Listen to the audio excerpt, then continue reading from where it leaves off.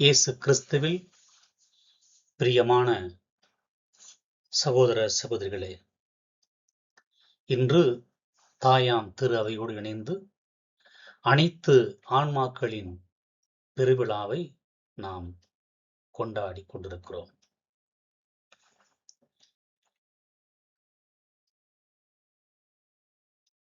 நேற்றைய தினம் நவம்பர் 1ஆம் தேதி அனைத்து புனிதர்களின் தினமாக நாம் கொண்டாடினோம். விண்ணகத்தில் கடவுளின் மகிமையில் நிலைத்திருக்கும் அனைத்து புனிதர்களையும் நாம் நினைவு கூர்ந்தோம். இன்று நம்முடைய விசுவாசத்தில் வாழ்ந்து மறைந்த, ஆனால் இன்னும் முழுமையான தூய்மையடையாத உத்தரிக்கும் நிலையில் இருக்கும் அனைத்து விசுவாசிகளுக்கும் நாம் அவர்கள் நினைவு கூர்ந்து அவர்களுக்காக சிறப்பாக ஜெபிக்கிறோம். இதனால் வெறும் துக்க தினம் மட்டுமல்ல, இது விசுவாசம், நம்பிக்கை மற்றும் அன்பு ஆகியவற்றை உறுதிப்படுத்தும் ஒரு திருநாள்.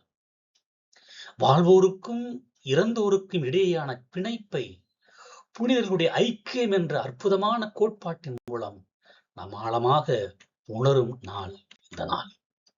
இன்றும் இந்த கல்லறை திருநாளில் 3 முக்கியமான செய்திகளை நாம் தியானிப்போம். இந்த நாளினுடைய நோக்கம் என்ன?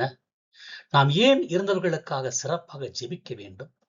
அதன் தாக்கம், இந்த ஜெபமும் நினைவும் நம் வாழ்விலும் மறைந்தவருடைய வாழ்விலும் ஏற்படுத்தும் தாக்கம் என்ன? மறுவாழ்வதா, உயிர்ப்பு பற்றிய நம்பிக்கை, கிறிஸ்துவ விசுவாசத்தின் உண்மையான மையமான இறந்தபின் உள்ள வாழ்வு மற்றும் உயிர்த்தெழுதல் பற்றிய நம்பிக்கை என்றெல்லாம் நாம் தியானித்து இந்த நாளை ஒப்புக் கொடுப்போம். அனைத்து ஆன்மாக்கள் தினத்தினுடைய நோக்கம் விசுவாசத்தில் மறைந்தவர்களுக்காக மன்றாடுதல். அனைத்து ஆன்மாக்கள் தினத்தில் அடிப்படை கோட்பாடு புனிதர்களின் ஐக்கியம், கம்யூனியன் ஆஃப் செயின்ட்ஸ் என்பது நம்முடைய திரு அவையுடைய கோட்பாடு. திரு அவை என்பது மண்ணகத்தில் இருக்கும் விசுவாசிகள், அதாவது போராடும் திரு அவை, விண்ணகத்தில் இருக்கும் புனிதர்கள், வெற்றி பெற்ற திருச்சபை மற்றும் உத்தரிக்கும் நிலையில் இருக்கும் ஆன்மாக்கள், துன்பப்படும் திரு அவை ஆகிய அனைவரையும் உள்ளடக்கியது. நாம் அனைவரும் கிறிஸ்து என்னும் ஒரே உடலின் அங்கங்களாக இருக்கிறோம். நமது கத்தோலிக்க விசுவாசத்தின்படி ஒரு மனிதன் பாவக்கரையுடன் இருக்கும் போது அவன் உடனடியாக விண்ணகம் செல்ல முடியாது. விண்ணகத்தின் முழுமையான மகிழ்ச்சியை அனுபவிக்க ஆன்மா முழுமையாக புனிதப்படுத்தப்பட வேண்டும். இது தூய்மைப்படுத்தும் நிலை என்று கூட நாம் சொல்லலாம். இவ்விலியத்தில் மக்கபே ஆகமத்தில் 12ஆம் அதிகாரத்தில் இறந்தவர்களுக்காக பழி செலுத்துவது புனிதமான எண்ணமே என்று குறிப்பிடப்படுவதை நாம் உணர்ந்து கொள்ள வேண்டும். இதன்படி உத்தரிக்கும் நிலையில் இருக்கும் எந்த ஆன்மாக்களின் பாவங்களுக்காக பரிகாரம் கிடைக்கவும், அவர்கள் விரைவில் இறைவனின் திருமுக தரிசனத்தை பெறவும், நாமாகிய உயிருள்ளவர்கள் ஜெபிக்கவும், திருப்பலிகள் ஒப்புக் கொடுக்கவும், தர்மம் செய்யவும் இந்த நாளிலே நாம் கடமைப்பட்டிருக்கிறோம். நம்முடைய ஜெபங்கள் ஆற்றல் வாய்ந்தவை. நமது அன்பு அவர்களை தூய்மைப்படுத்தி நித்திய இளைப்பாறுதலுக்கு அழைத்து செல்ல கடவுளின் கருணையை நாடி நிற்கின்றது.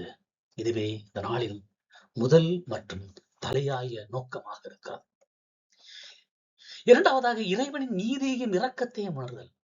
இதனால் இறைவனின் நீதியையும் எல்லையற்ற இரக்கத்தையும் நமக்கு உணர்த்துகிறது. எந்த ஒரு அற்பமான பாவத்தையும் அவர் தமது விண்ணகத்தில் அனுமதிப்பதில்லை. அதே சமயம் அவர் இரக்கமோ முடிவற்றது. நம்முடைய ஜெபங்களின் மூலமாக நாம் அன்புக்குரியவர்கள் அவரது இரக்கத்தை பெற்று விண்ணகத்தை அடைகிறார்கள் என்று நம்புகிறோம்.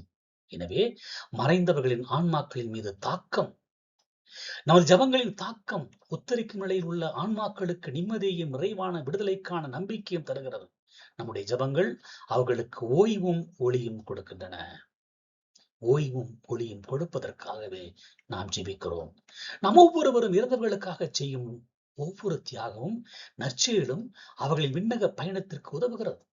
கல்லறைக்கு சென்று மலர் தூவி மெழுகுவர்த்தி ஏற்றி அஞ்சலி செலுத்துவது வெறும் சடங்கு அல்ல.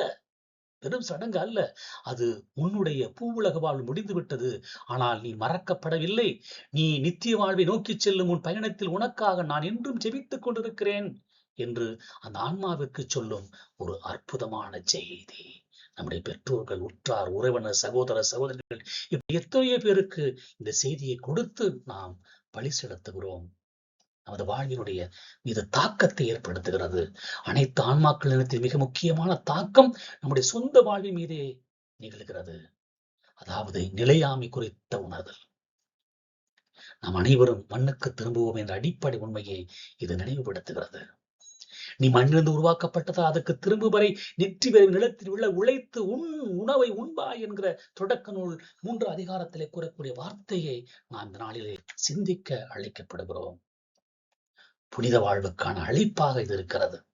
இந்த புனித வாழ்வில் பூவுலகில் நாம் எவ்வளவு புண்ணியமாக வாழ்கிறோமோ அவ்வளவுக்கு எளிதாக விண்ணகத்தை அடைய முடியும் என்பதை இது நமக்கு உணர்த்துகிறது. நாளை நமக்காக யாரும் ஜெபிக்க வேண்டிய அவசியம் இல்லாதபடி நாம் தூயவர்களாக வாழ இந்த நாளில் நம்மை தூண்டுகிறது. இது நம்பிக்கை மற்றும் ஆறுதலை தருகிறது.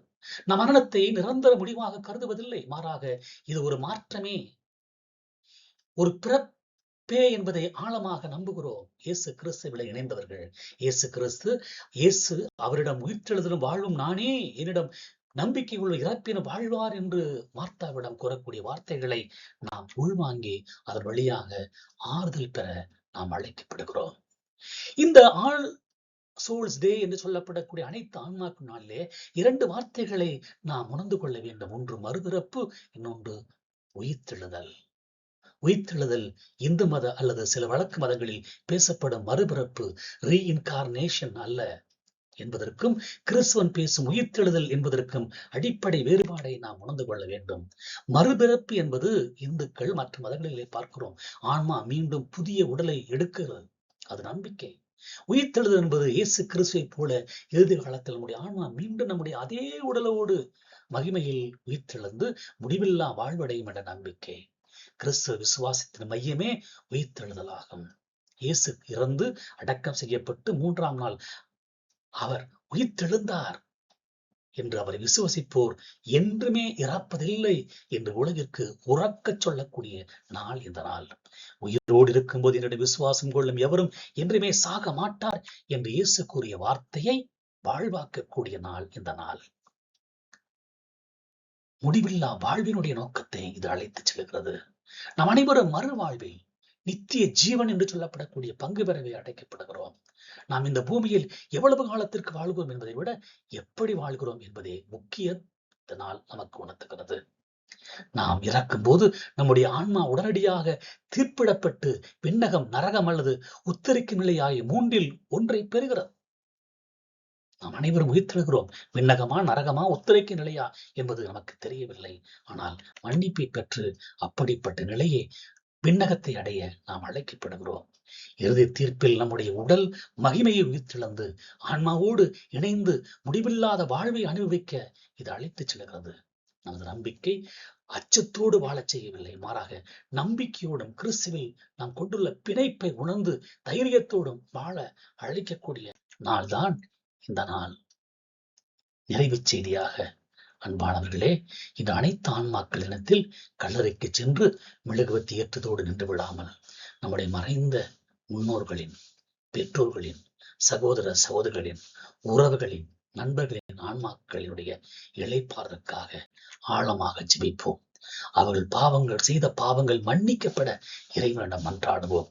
நம்முடைய ஜெபங்கள் அவர்கள் ஆன்மாக்களை புனிதப்படுத்தி நித்திய ஒளி நாடி செல்ல உதவும் வல்லமை கொண்டவையாக அது மாறட்டும். இந்த பூவுலகில் நாம் வாழும் ஒவ்வொரு நொடியும் விலை மதிப்பற்றது என்பதை உணர்ந்து புனிதர்களாக வாழ முயற்சிப்போம். நாம் மரணத்தை வென்று கிறிஸ்துவை நம்புகிறோம். மரணம் நமக்கு முடிவல்ல, அது ஒரு புதிய நித்திய வாழ்வின் துவக்கம். இளைப்பாறிய ஆன்மாக்கள் நித்திய பேரின்பத்தில் சேரட்டும். அதற்காக நாம் ஜெபிப்போம். எனவே சுருக்கமாக ஆல் சோல்ஸ் டே என்பது பாவிகள், விசுவாசிகள், ஆன்மாக்கள் பரிகாரம் கொடுக்கப்படும் நாள் என்பதை நாம் நினைவு கூர்ந்தவர்களாய் இதோ இதனுடைய வரலாற்று பின்னணியும் நாம் நினைத்து பார்ப்போம். இதன் ஆரம்பம் 10ஆம் நூற்றாண்டில் இறுதியில் பிரான்சில் உள்ள க்ளூனி மடத்து தலைவர் ஜெயின் ஓடிலா என்பவரால் நவம்பர் 2ஆம் தேதி முக்கியமான நாளாக அறிமுகப்படுத்தப்பட்டிருக்கிறது. நாளில் செய்யப்படும் பிரார்த்தனைகள் மற்றும் திருப்பலிகள் இறந்த பாவிகள் ஆன்மாக்களுக்கு மறுவாழ்வடையும் வழியை விரிவுபடுத்தக்கூடியதாக நம்பப்படுகிறது. அனைத்து புனிதர்கள் நாள் நேற்று கொண்டாடினோம். இன்று அனைத்து ஆன்மாக்களின் நாளை கொண்டாடுகிறோம். கிறிஸ்தவத்தில் இருந்தவர்கள் தூய்மைப்படுத்தப்படாத வழியில் துன்புறுத்துதலை தவிர்க்க, அதாவது பர்கேட்டரி என்று சொல்லப்பட்ட இடத்தை தவிர்த்து விண்ணகத்திற்கு அது அழைத்துச் செல்ல நம் ஒவ்வொருவரையும் அழைக்கிறது. இந்த நாளிலே பூமியில் உள்ளிருக்கும் புனிதங்களை நினைவு கூறுவது மட்டுமல்லாமல் இறந்த அனைத்து விசுவாசிகள் ஆன்மாக்களையும் நினைவு கூர்ந்து பெருவிழாவாக இந்த நாள் கொண்டாடப்படட்டும். மக்கள் அனைவரும் மரணத்திற்கு பிறகு ஆன்மாக்களின் தூய்மையான விண்ணப்பங்கள், கல்லறைகள் சுத்தம் செய்வது போன்றவை வாழ்வில் நிகழ்வுகளை உறுதிப்படுத்த நம்மை நாமே அர்ப்பணிப்போம். இந்த நாளில் வழக்கம் மற்றும் ஏற்பாடுகள் காலப்போக்கில் மந்திரமாக மாறினாலும் அடிப்படையில் நினைவுகூறுதல் மற்றும் பிரார்த்தனை என்பது ஒருபோதும் மாறாத முக்கியமான அம்சமாக இருக்கிறது என்பதை நாம் உணர்ந்து கொள்வோம். எனவே இந்த நாளினுடைய எல்லா விதமான செயல்பாடுகளையும் ஒரு அட்டவணைப்படுத்தி இங்கு நான் உங்களுக்கு கொடுத்திருக்கிறேன். இதை நீங்கள் படிப்பதன் வழியாக, அறிந்து கொள்ளும் வழியாக, இது ஒரு சடங்குக்காகவோ சம்பிரதாயத்திற்காகவோ பயத்திற்காகவோ அல்ல.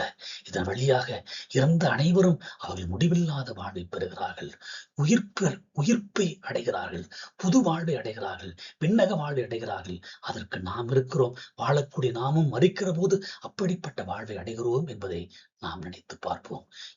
நவம்பர் 2ஆம் தேதி எதற்காக? புனிதருடைய ஐக்கியத்திற்காக. அதனுடைய நோக்கம் எதற்காக? புது வாழ்வின் விழா, மறைந்தவர்களின் ஆன்மாக்கள் மீது தாக்கத்தை ஏற்படுத்தக்கூடிய விழா, மறுவாழ்வு, உயிர்ப்பினுடைய வாழ்வு, அதாவது ரீஇன்கார்னேஷனல் ரிசரக்ஷன் என்பதல்ல, ரெசரக்ஷன் என்பது உயிர்ப்பினுடைய வாழ்வு. எனவே அந்த நோக்கம், புது வாழ்வின் நோக்கம், உத்தேக்க நிலையிலிருந்து நீதியையும் இரக்கத்தையும் உணர்ந்து விண்ணகத்தை அடைகிறார்கள், நமது வாழ்வின் மீது தாக்கத்தை ஏற்படுத்துகிறார்கள், புனித வாழ்வுக்கு அழைப்பு விடுக்கிறார்கள், மறுவாழ்வு, முடிவில்லாத வாழ்வை நமக்கு தருகிறார்கள். ஆம் அன்புக்குரியவர்களே, மரணம் நமக்கு முடிவல்ல.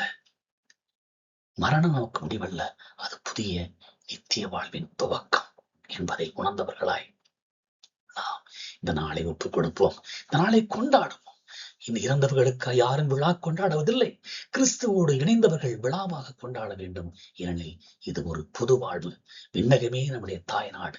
அந்த விண்ணகத்துக்கு செல்லக்கூடிய ஒரு உன்னதமான வாய்ப்பை இறைவன் அவர்கள் கொடுத்திருக்கிறார், நமக்கும் கொடுப்பார் என்கிற அந்த நம்பிக்கையோடு இந்த நாளை தயாரிப்போம். ஆமென்.